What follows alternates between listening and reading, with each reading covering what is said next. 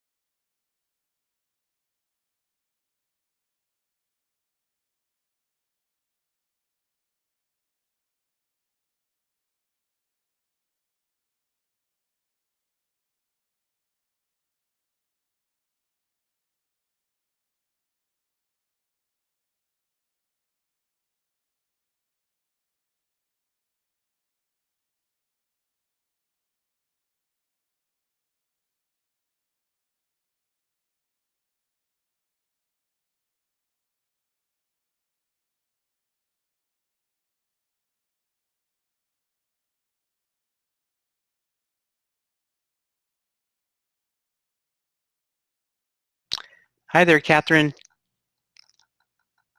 Hi, how are you? Doing well, doing well. We'll get started in just about a minute, okay? Yeah, no problem. All right, thanks. Okay.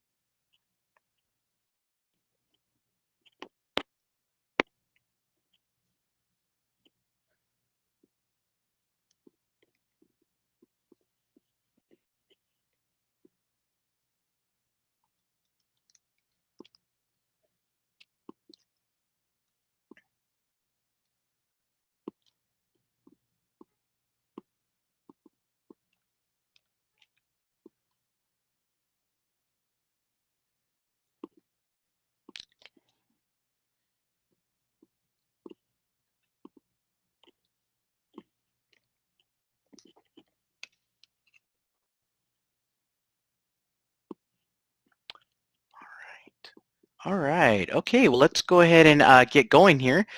So this is our third Collaborate session. Welcome, guys. Welcome, everyone.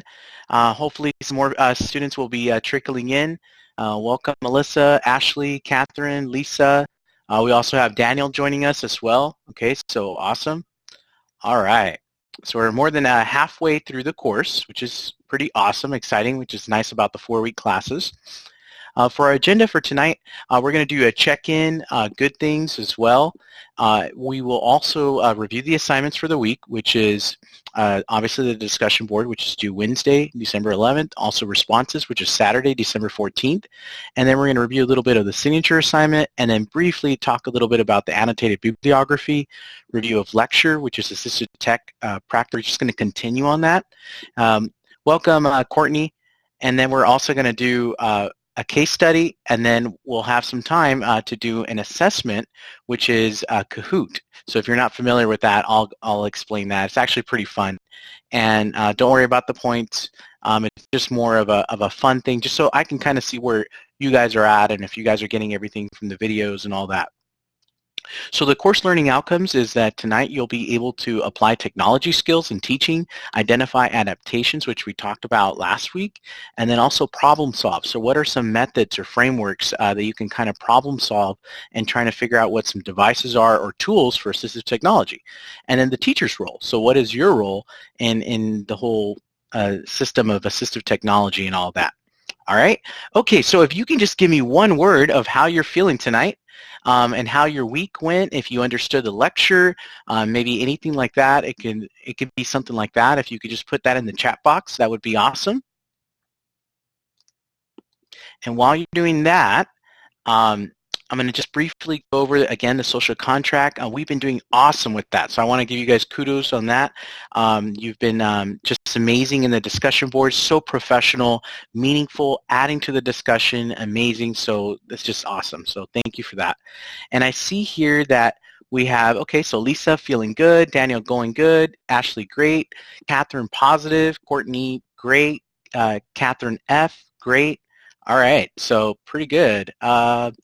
All right, yeah, I think everybody shared. Oh, Lisa, all right, good. Okay, awesome, great. Okay, so really quick, if we can just do a little think, pair, share here, okay, and we won't go into groups on this one, but what was one interesting thing? So that assignment that you did on assignment 2A, to me, I think it was a really interesting assignment because I actually learned a lot from you guys. Every time I do this class, I always learn more. And in fact, most of my students always do the assignment on Microsoft, or they'll do it on other operating systems, but they never do it on Android. But there was a student, and I forgot which student it was, they actually did it on Android. So I thought that was really cool to kind of see those features. So maybe what was one interesting thing that you learned from assignment 2A on accessibility features, and then what was one feature, like just something that you learned or something you found interesting. If you could write that in the chat box, that would be great. Okay. So while you guys are doing that, I'm going to take attendance really quick just so I can make sure we have everybody gets credit. Okay, Courtney. Okay. So again, you're just thinking of one thing that maybe you learned or that you liked from the, all right, good. Okay.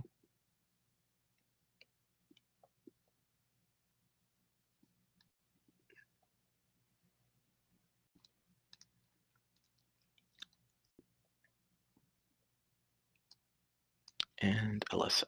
Okay.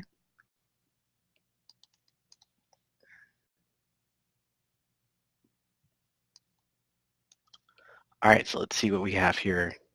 Okay, so Catherine mentioned how to actually access the features and then play around with them and try them. Okay, cool. Okay, awesome. And then Courtney, Live Listen makes AirPods basically a hearing aid and can tune out background noise. All right. Courtney, could you share? What does that mean? Yeah, sure. Yeah, so basically, if you're wearing AirPods, you can turn on something in your iPhone called Live Listen. And Oh, okay. basically, if you put your phone, like if you're sitting at dinner, you could put your phone close to whoever's talking, and if there's like a band playing, it'll take the band noise out and just focus in on the person talking. Oh, wow. I didn't know that. That's pretty cool. Awesome. Yeah. Okay, thanks. Okay, yeah, because it said, I wasn't sure you were saying live, listen, or live listen, so I was like, No, okay. Live Listen, yeah. Live listen. Okay, cool. Okay, awesome. Okay, thank you. And then Ashley put how to change the bold size text on an iPhone or iPad. Okay, nice. Daniel looking at the different features available on the operating system that I use at school. All right, awesome. And then I used to use Google most of the time at that time, but I don't know if it's changed. And then Catherine W., she wrote, it's because we have two Catherines here. I learned about a zoom feature on Chromebooks. I did see that on your PowerPoint that allows the top third to be zoomed in to a specific area and the rest of the screen is the full page. Okay, awesome. And then the sound access, so Charlene, she liked that. And then Lisa, one thing that she learned was in assignment 2A and liked was a magnifier in the iPhone, okay, and was able to see all around the room, even the very small print. Yep, that does definitely help. So the whole point of that assignment was to, kind of get you a exposure to the different types of accessibility features, but then also just to get you thinking that sometimes you don't always have to go straight to, low tech, or high tech. Maybe there's things that are already, embedded in the operating system that maybe you can take a look at. All right, and then hopefully during the presentation tonight, and also during the week, you're going to watch a video about SETT. And SETT is basically a framework or a model that we use to figure out what types of devices devices, what types of tools that we want to provide for the students for assistive technology. And then I'm going to talk about a different framework on actually how to conduct the assessment, okay? So even though you may not actually be doing that, conducting the assessments, it's still good to kind of know that. So then that way, whoever does conduct it, you kind of know what they do. And then the same thing about, I think, the SETT model. I think that's important to just know overall. And most of you guys are going to be the education specialists. And if you're the education specialist, then normally you're usually the facilitator in the IEP meeting. And, you know, I know it's an IEP team decision, but a lot of the times if you know and you have the knowledge and you know what to do, it helps the meeting run a lot better. Okay, and then Alyssa wrote that she liked Google's screen reader and various extensions to support text-to-speech. Yes, the text-to-speech is just amazing. It helps our kids so much. All right, awesome. Okay, so really quick, as far as assignments, again, you have the discussion board, which is this Wednesday, and then Saturday, the responses are due. And then there's only one assignment for week 3. Yay, okay, that's awesome. Okay, you only have to do one little assignment, and it's called the SETT framework form. Okay, and what you're going to do is you're going to look at a case study, and then you're going to fill out that form. So I'm going to go ahead and show that to you really quick. Okay, let me share my screen. Here we go. All right, so again, you go here to week 3. So I'm going to click week 3. Now, by the way, it's really important that you read the lectures, okay, because I do write a lot of good, important information here. And then I've also put some resources here as well, like from the IRIS module. So that does also help. Actually, right here, okay. So here's the week 3, the SETT framework, and she kind of talks about this framework that we use in determining devices and tools for our students. All right. And it's basically a mnemonic device so that you can remember what it stands for. And basically it stands for, number 1, the situation. That's what the S means. The situation, the E stands for the environment, and then the T stands for the task, and then the other T stands for the tools.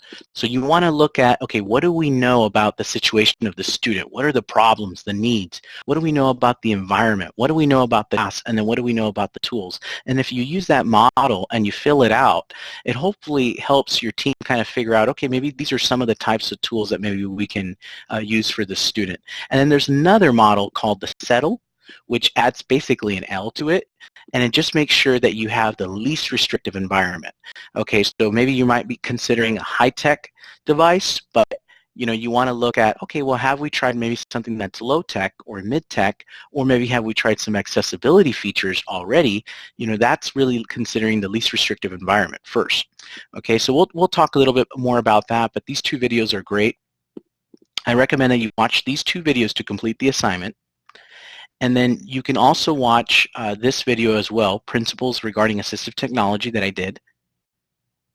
And then you don't have to watch this one yet, but this is Conducting Assistive Technology Assessments. So I actually show you how we actually go about doing that, just in a nutshell. And then right over here, here's the assignment. So assignment 3A, SETT Framework. You're going to click right here. Well, actually, first of all, you're going to read the case study, which is right here, about Bradley. He's a 6-year-old boy in 1st grade. Okay, he's having some issues. And then you're going to open this up, which is the framework form. I'm going to see if you're able to see it. Hopefully you might be able to. If not, can you give a thumbs up if you can see this?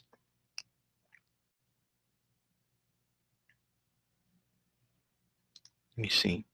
Oh, perfect. Okay, you can. Okay.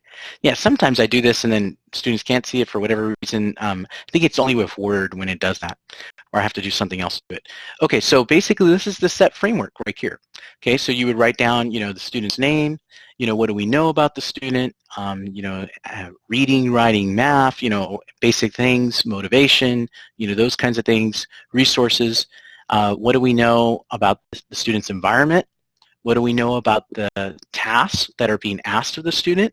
You know, is it, you know, multiple paragraphs? Is it just writing sentences? Is it more of just a graphic organizer that they need to be filling out? You know, those kinds of things. Tools. Okay, so what are the available tools to address some of those needs? Okay. Oh, I think oh, you can't see it? Hi, Catherine? You guys can't?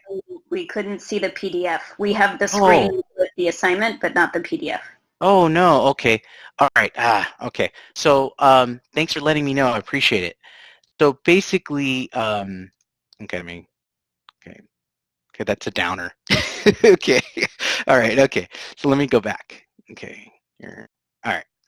Let me go to this part. No, not this part. Okay,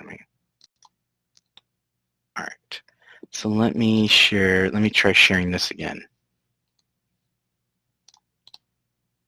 And if not, we'll just, basically, it's really self-explanatory, but what you have is you have the situation, you have the environment, you have the tasks, and then you have the tools.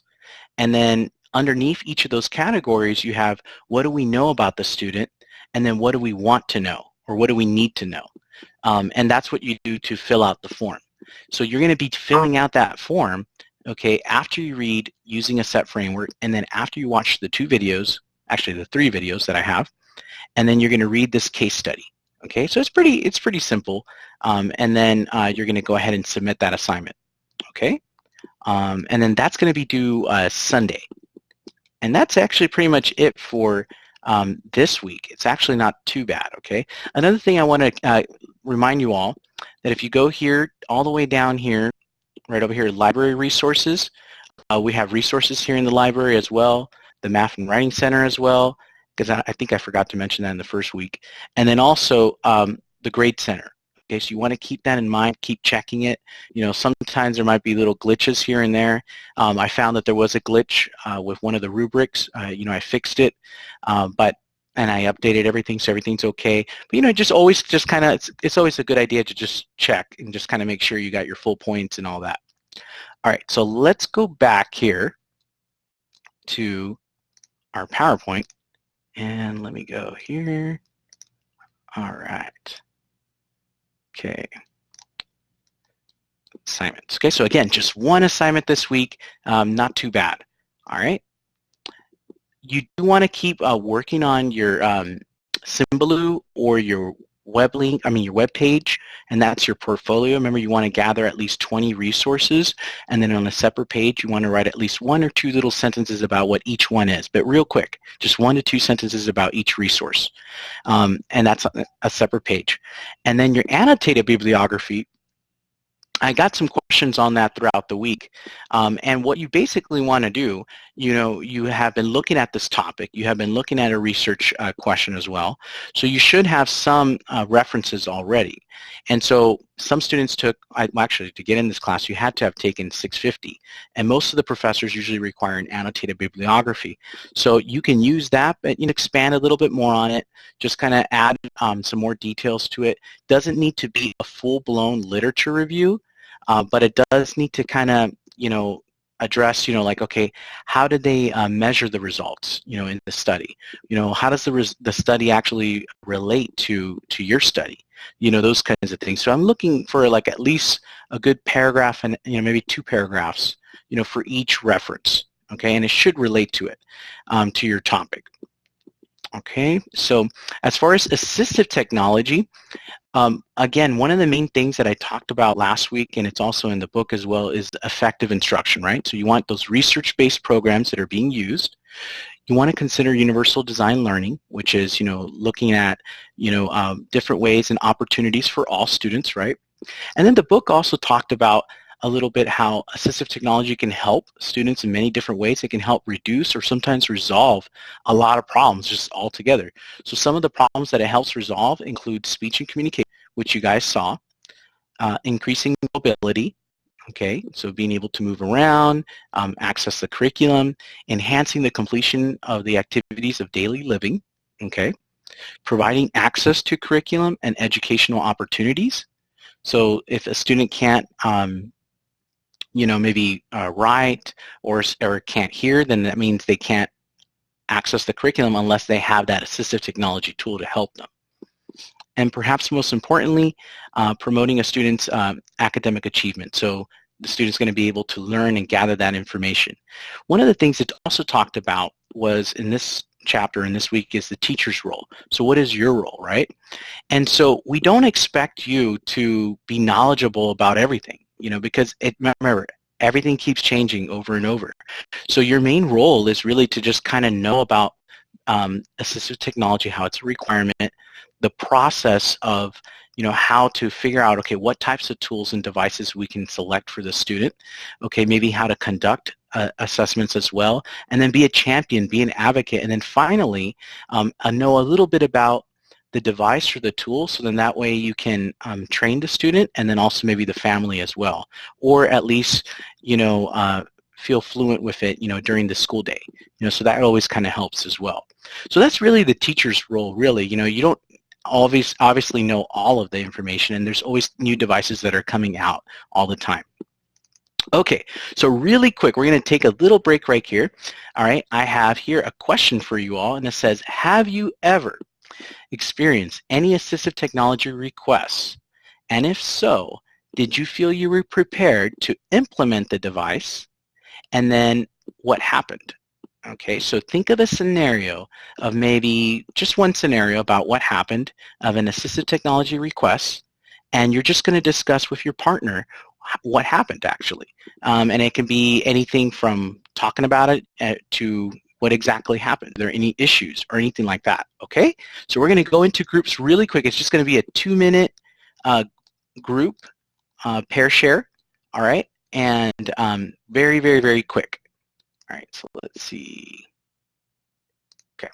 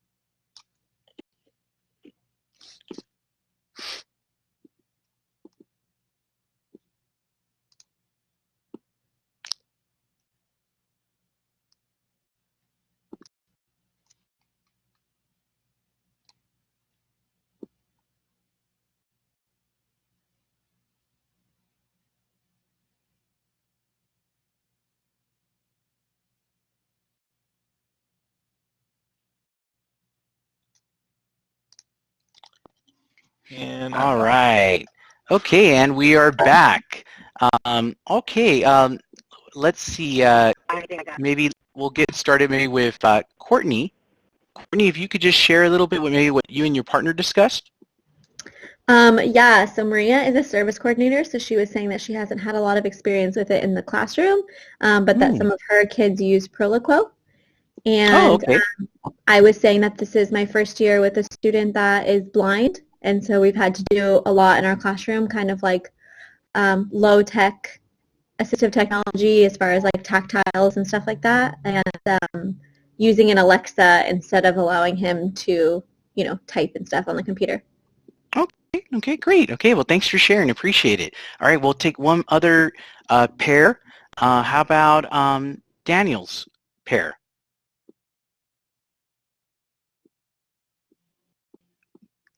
Daniel? Sorry, I had that overlay from the Oh, poll. sorry. Uh, Oh, um, sorry.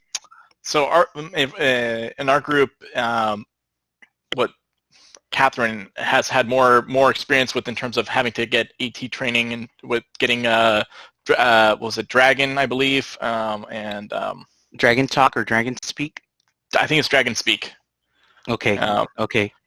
For Yeah. my end, it's been more kind of working with since most of the kids I have now are all with Lenovo's laptops, they can bring that with Okay. them, and so Okay. most of those have already the bold, for instance, increasing the font, for instance, they can already do that.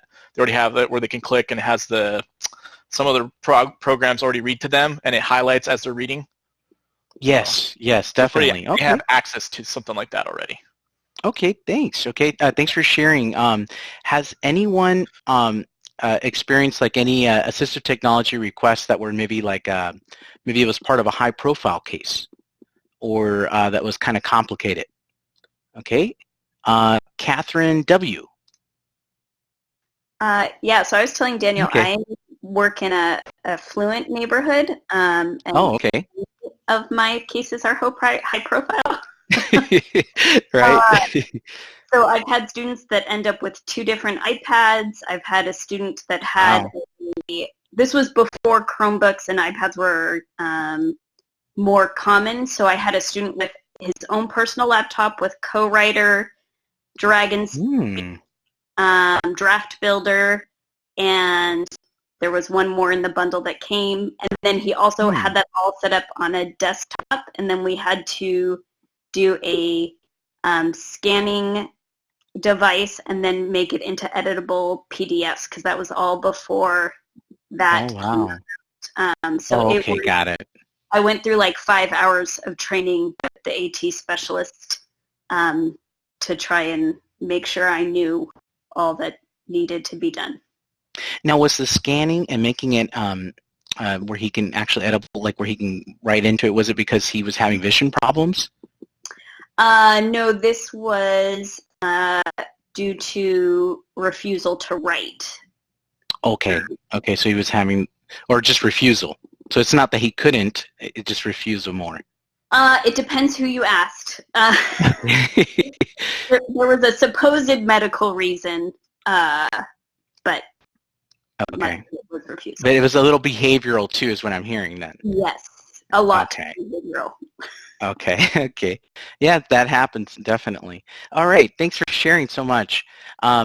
Really quick here, and by the way, a lot of times when you get those requests and you're in those meetings, you know, I had to deal with advocates, even attorneys in the room, and those kinds of things as well. And sometimes you may not have all of the information, and you can't just, oh, okay, well, we'll just give the student this type of technology or this type of device. You know, you really want an assessment, you know, so let's do an assistive technology referral. And what you can do, and a lot of the times it calms things down, especially if you talk to the parent beforehand, you know, and they kind of know that you're kind of helping them a little bit. You know, if you let them know that, you know, I'm going to try to work with you, you know, so that we can, you know, basically what you do is in the notes page, because if you put it in the notes page that, you know, parent requests, and you just type parent requests, you know, assistive technology referral, you know, that's all you really kind of need right there, you know, and from there, you know, you can basically take it up the chain there, and then you can go through hopefully, you know, just mediation, which is basically a PWN, a prior written notice, if you guys deny that. But for most part, you know, you can just, you can conduct the assessment and then see what happens. You know, there's nothing hard, you know, on it. So that's something that I actually used to do is like, okay, you know, I understand what you're saying. You know, I understand your concerns, and, you know, so what I'm going to do is, you know, or what I'm going to do for you, you know, that's how I would kind of say it like that. So that way they kind of feel like you're on their side. You know, I'm going to write it here in the notes page here that you're requesting that. So as long as they see that you're writing something, it's usually that's really what it is. If they see that you're writing something, that usually lowers everything, you know, like as far as the emotions and all that. So keep that in mind. It always kind of worked for me, and you know, that always kind of helped. And depending on whatever they requested. I would just put it in the notes page. That's what they requested. And if they saw that I was, instead of just arguing with them a lot of times, because a lot of times I was in IEP meetings where, because I was also a program specialist, and I'd see like where the case carrier starts arguing with the parent, and then or the psychologist does, and it just makes it even worse. It's like, whoa, let's calm everything down here. So, all right, cool. And then looking here for our poll, it says, have you ever experienced any AT requests? Okay, so the majority of you have. Okay, awesome, great. Okay, thanks guys for sharing. Oh, okay, Alyssa, and then we're going to go to our case study. Oh. Mine was an accident. Okay. she's like, I don't want to be away for. I don't want to be in between. How they say, don't be between food and and all that. So in between a case study. Now I'm just playing. Okay, so what I'm going to do is I'm going to. Oh, let me see. You know what? Oh, messes up here. I'm going to have to actually open this up really quick because I want to copy this into. Okay, give me a second, guys. I want to copy this into the chat box so that way you're able to. Better? Okay, so just give me 10 seconds.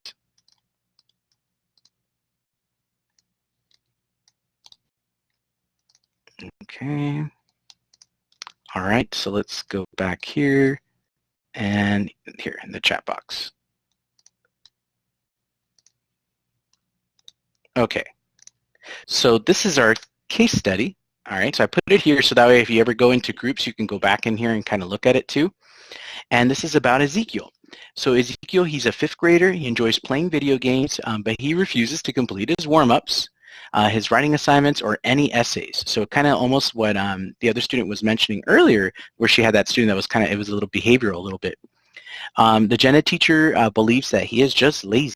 And the special ed teacher, you notice that his writing is not legible at all, like especially when you pull him out. And then at the annual review meeting, all of a sudden, the parent requests that she wants something to be done, and she wants him to have some sort of technology.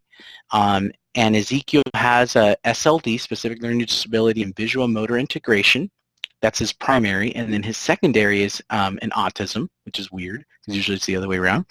And then since you received Ezekiel from a different district, you just got him, you notice that he has no accommodations in his previous IEP, or in his current IEP, the interim. I mean, the IEP that he had. So there's no accommodations at all. The gen ed teacher believes he is just acting out and lazy, and the principal has told you privately and to the team that the school needs to be cognizant of costs related to technology tools and assistive technology. So what do you do at that meeting? Okay, so I'm going to go ahead and put you guys into groups. You're going to basically answer 2 questions. What are the problems in the case study? And then try to go through that rather quickly within about a minute. And then you're going to go straight into interventions. What kind of interventions can we do for Ezekiel? All right? You good to go? If you can give me a thumbs up. And then, all right, so here we go.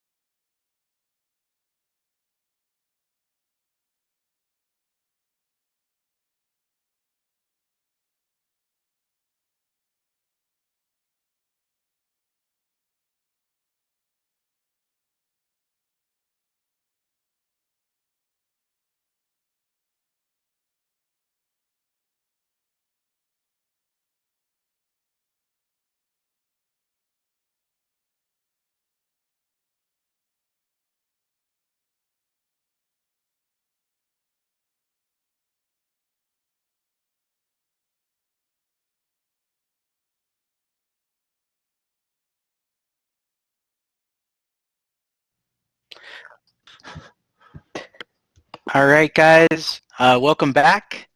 So hopefully you guys were able to kind of discuss it a little bit.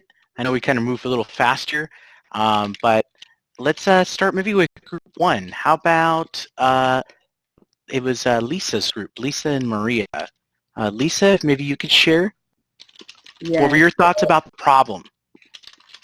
Well, the problem was we know that the general education teacher thought that he was just being lazy, but the special education teacher realized that his penmanship was just really horrible. It wasn't legible. And Okay. so It's a perception issue. Yeah. we talked about some interventions to where they could possibly have him like time to set out towards penmanship and handwriting. We talked about speak to text maybe for him. Okay, so I'm writing this one down. So you said speak to text, and then you said set time.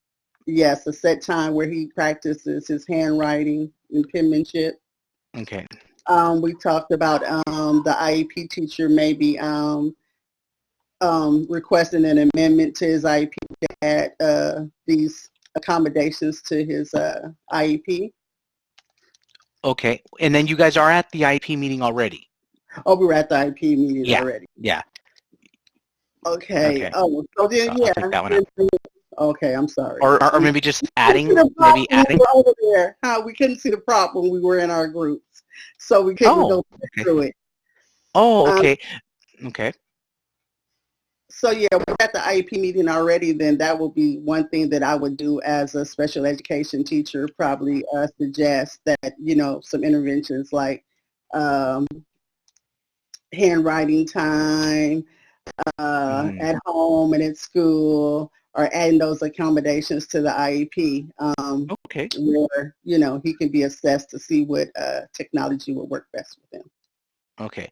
And then the one problem was that you mentioned was how the teachers view him, right? Yes.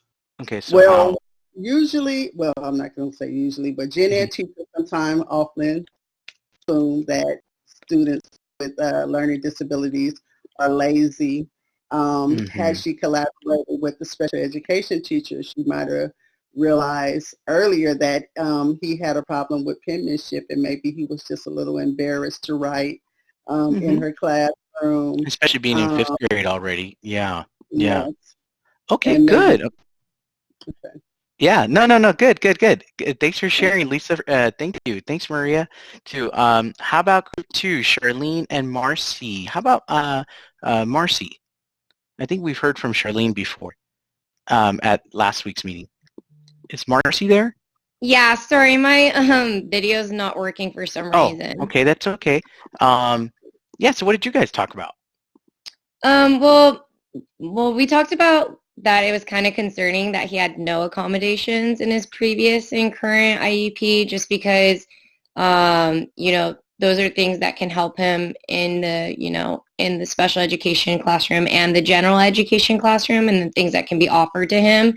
So we just talked about providing different accommodations potentially first, and trialing them for maybe about 6 weeks, and then potentially coming back after 6 weeks and seeing if there was if we could see any difference once those things were implemented, and then we would maybe suggest more like the technology tools that are more expensive, but first try to offer the pencil grip tools, things like that, and then first offer low tech first. Yeah, sorry, low tech.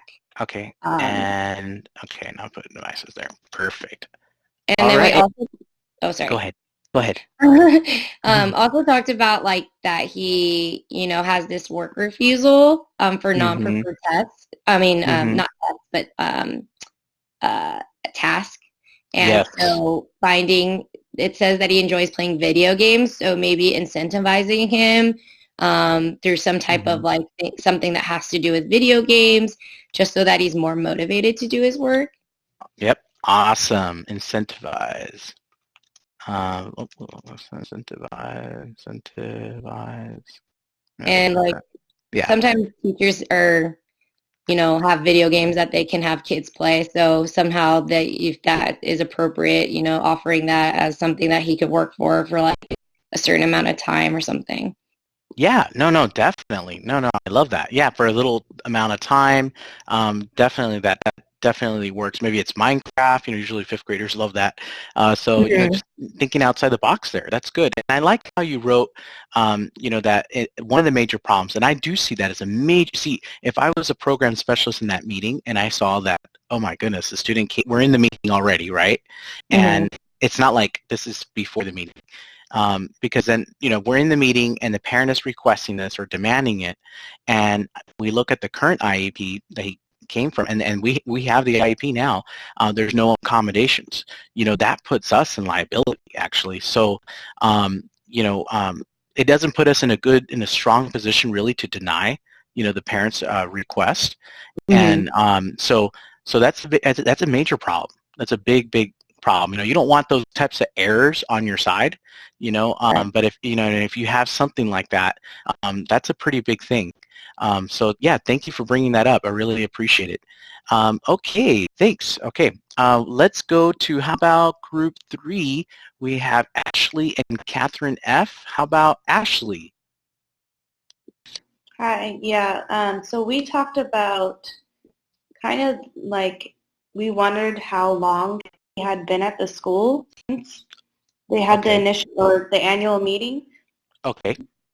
So there probably should have been a new assessment done for him or a 30-day annual to kind of see where he was at to be able to change his IEP and add the accommodations. Mm-hmm. Yeah, so that's another major red flag there as well. Okay. Yeah, good. And what about interventions? Did you guys talk a little bit about maybe some possible interventions? Yeah, we talked about definitely a behavior intervention.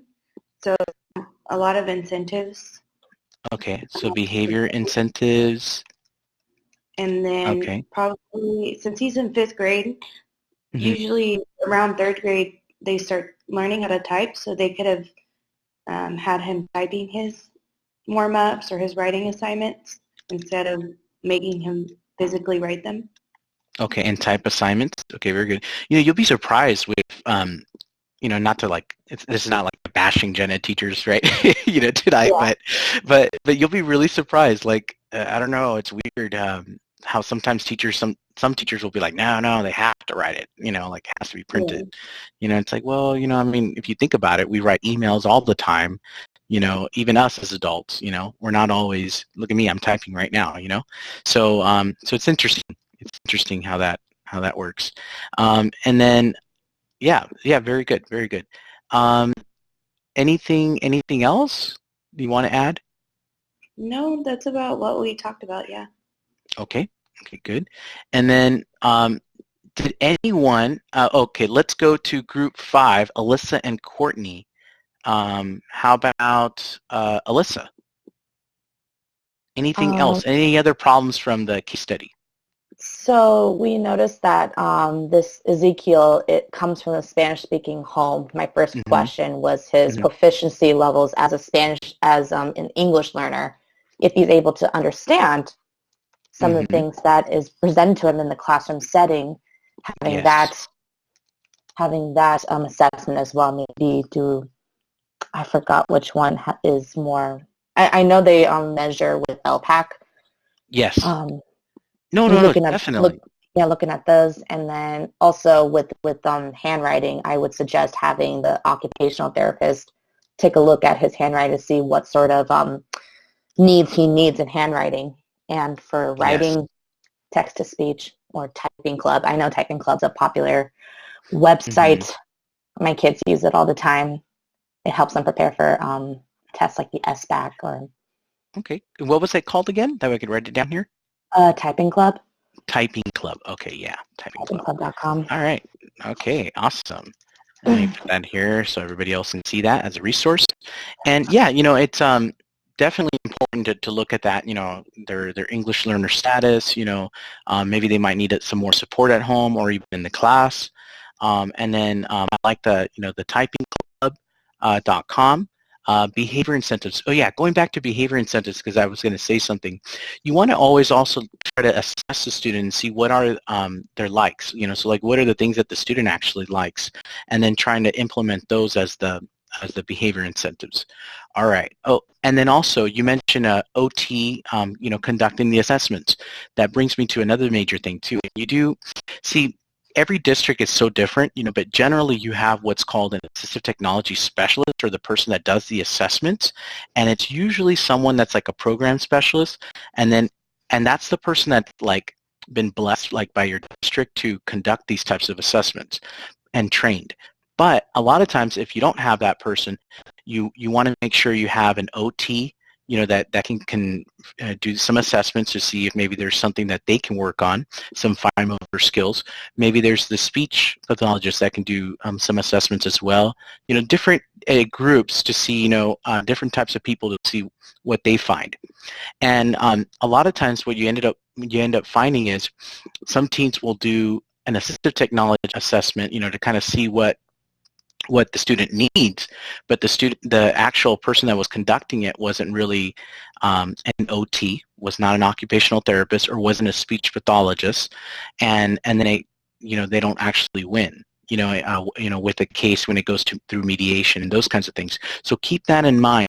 Unless it's someone that's already been trained and is actually designated, that's the word I was looking for, designated by your district as the AT specialist. You have one major one that can kind of, you know, just kind of can conduct those actually. So you want to keep that in mind as well. All right. Okay. Awesome, guys. We won't have time to do the other group, okay, that we I was going to share, but because I want to make sure we get to our Kahoot assessment. All right. So really quick, if you can give me a thumbs up, thumbs down, or another type of emoji, confusion one, if you've never heard of it or if you've heard of Kahoot. So give me a happy face or a thumbs up if you've heard of Kahoot, and then maybe a weird face if you've never heard of it. Okay, and I've had you in some of my classes, so I think some of you guys might be good with this. Oh, okay, most of you guys. Okay. Oh, okay, two little weird ones. Okay, all right, okay, well, hopefully you'll be fine, okay? So the way it works is, okay, you're going to use basically your laptop. Okay, it's actually really fun. Don't worry. You're going to use, and there's extra credit involved. You're going to use your laptop, and you're going to also use your phone, okay? And hopefully you have an iPhone or, any kind of smartphone, all right, with internet access. And on your phone, you're going to go to Kahoot.it. Okay, so you're going to go to Kahoot.it, and then you're going to enter a game code, which I'm going to provide, okay? So using your phone, you're going to enter the game code you see on the screen, then you're going to enter your first name, and then you're going to read the question, and you're going to see the question on your laptop, okay, or whatever device you're using right now. You're going to see the question, and then you're going to select the appropriate answer on your smartphone, and you're going to have 4 different colors. Okay, so one is going to be red, I think blue, green, yellow, something like that, and each one corresponds to the multiple choice. Okay, so trust me, it's going to be fun. Let's go ahead and get going on this. Okay, so let me share with you my screen. I'll do my entire screen here. There we go. It's going to look a little weird, and then we'll come back. All right. All right. And okay, so this is the code, guys. Again, you're going to go to Kahoot.it, and then you're going to enter this game code, 623962. 63962. It's like Christmas music. 623962. And we should have 10 people, or 9, I think it was. So 3, 6, okay, we have 9. Okay, then that's good enough. And 10. Perfect. All right, we're ready, guys. Are we ready? All right, yes. Okay, so this is it. This is our class, Assistive Technology. 8 questions. Are you ready? Here's our first one. So again, you're looking at the screen, your computer screen, and then on your phone, you're going to answer it. So assistive technology is the red, devices or equipment that help students access their education. The blue, don't know. The yellow, technology. Green, never heard of this. All right, everybody got that one. Okay, it's going to get a little harder, guys. All right. Okay, here we go. Let's see who was the first one that got there. Alyssa. All right, awesome. By the way, whoever's first place is going to get 3 extra credit points. Second place is going to get 2 extra credit, and then third place will get 1 extra. All right, here we go. Marcy second, Kate. Oh, Catherine. Okay, Catherine F. Okay, awesome. Okay, wait a minute. We don't have a Kate. Okay, here we go. The IP team is the only entity that decides on assistive technology. False is red, blue is true.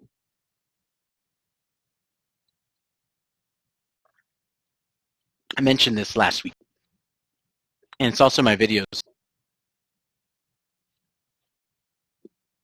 Oh, yes. It is the only entity, actually, that can decide on the types of assistive technology, the devices, the tools that are used for that student. So they're actually empowered, IDEA, as the entity with that power. So it's not the principal, it's not one specific person, it's the IEP team as a power. All right. Okay, so it is true. Okay. So let's see. Oh, Daniel's number 1, Marcy second place, and then Kate is third place. Kate F, and then followed by Alyssa, and then Catherine W. What is the best way for teachers to implement assistive technology? The red, ask the student. The blue, inquire the needs of the parents and student and ensure training. The yellow, I don't have a clue. And then the green, check with the principal regarding the cost.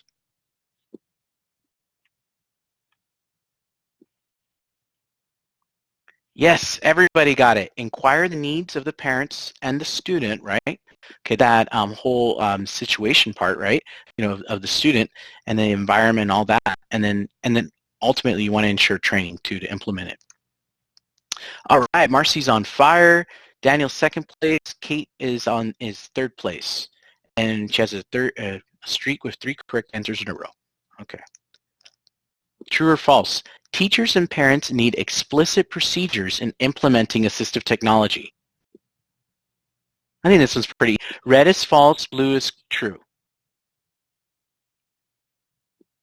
Oh, yes, definitely. They need to be taught, okay, if this is this type of device that the students are using, okay, how do they actually do it?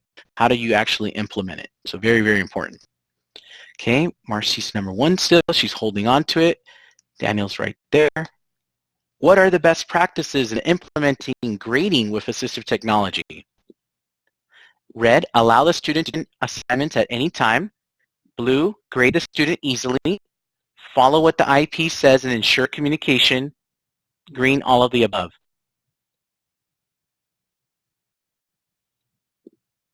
Should be easy.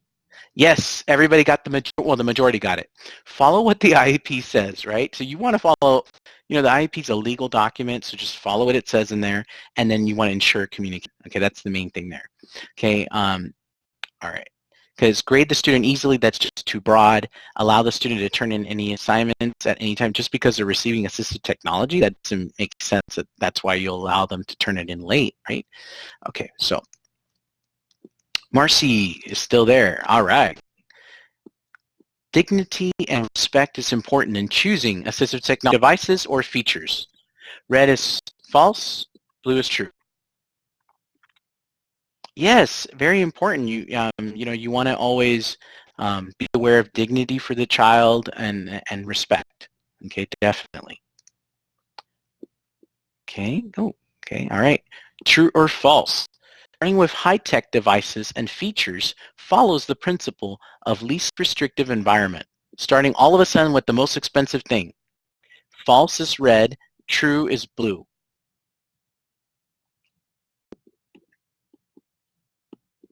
Oh, okay. I thought everybody was going to get that one. Okay, yes. Starting with high-tech devices right away without really looking and reviewing at the low-tech accessibility features, and then spending some time to see if that really works. For the most part, not follow the principle, of least restrictive environment. Okay, so you do want to start with, various types of interventions first: accessibility, low-tech, mid-tech, and then move on to high-tech. All right, awesome. Okay, Catherine W is on fire, so she moved up. She was in 3rd place, and she went all the way up. Awesome. Okay. Okay, 8 out of 8, game breaker. SETT stands for Student Environment Tasks or Tools and Tools. Red is false, blue is true. Yes. So the SETT, stands for the Student, Environment Tasks and Tools. And true. Okay, so let's see who wins. It's coming up. 3rd place is Courtney. Okay, so Courtney, you get 1 point. Okay. Catherine, you get 2 points. And the winner is Catherine F. All right. All right. Okay, well, here we go. So awesome. The 2 Catherines. Okay, we'll stop sharing and we'll get out of this. All right. Okay, that was fun. All right, so I know for the ones that didn't win are probably like, I don't know if that was fun. Okay, let's go back here to our files, my PowerPoint. And here we go. Okay, so really quick, just some final reminders, guys. And while I'm giving you some reminders, if you can just give me really quick, maybe something that you enjoyed from our Collaborate session, and just write that in the chat box, okay, for me, okay, while I talk about reminders. So really quick, you can turn in your final project, your portfolio, which is basically your Symbaloo or your web page on December 21st, which is Saturday, last day of class, or you can turn it in anytime before. Okay, don't worry about that. And then at next week's Collaborate session, I encourage any one of you to share part of your portfolio, which is your Symbaloo or your web page. And if you do, I'm going to give you some extra credit points. Okay, so I will make you the moderator, and all you do is you just show up to the Collaborate session, and then I can change it here, and then you just upload, you share your slide, and then your link, and it's pretty easy, so it's not a problem. All right. So that's pretty much it, and your discussion board, so keep up with that. You guys are doing great. You guys are citing information, your references, so doing really wonderful. Any questions for me? Any questions? Okay, so everybody kind of like mostly the Kahoot. Oh, Courtney has a question. Yes, Courtney? Sorry. Yeah, I just have a question because I got an email on Saturday saying I hadn't turned stuff in. Is everything due on Saturday or Sunday? So it's due on Sunday, but what happens is if you haven't turned it in, I usually just send you a reminder. Just Okay, I'm sorry. Yeah. I thought it was maybe late. No. So it's not late. It's just, it's getting close to Sunday, and then I haven't seen it, so I'm like, so I'm like, so let me just send you a little reminder and see if, that helps. Okay. Yeah. Okay, thank you. Yeah, no problem. And then, okay, so everybody kind of like that. And then, yes, you're just writing 1 to 2 sentences. 1 to 2 sentences for each of the little resources for the portfolio. Okay, Maria? All right. Okay, so, all right, guys. Well, hey, you guys have a great night. And, I enjoyed it. Hopefully you enjoyed it tonight. Case study, pair share, also our Kahoot. And then next week, it'll be very short, okay, our Collaborate, because all we're going to be doing is just kind of answering any questions if you have any questions, and then sharing some of our resources that we have. And not everybody likes to share, and that's totally fine. You don't have to share. So you can just come to the Collaborate, and you don't have to share. I'm not forcing you, but just keep that in mind. Okay, all right. Guys, have a good night. Stay warm out there. Take care. Thanks, Courtney. Thanks, Alyssa. Good night, Lisa. Good night, Daniel.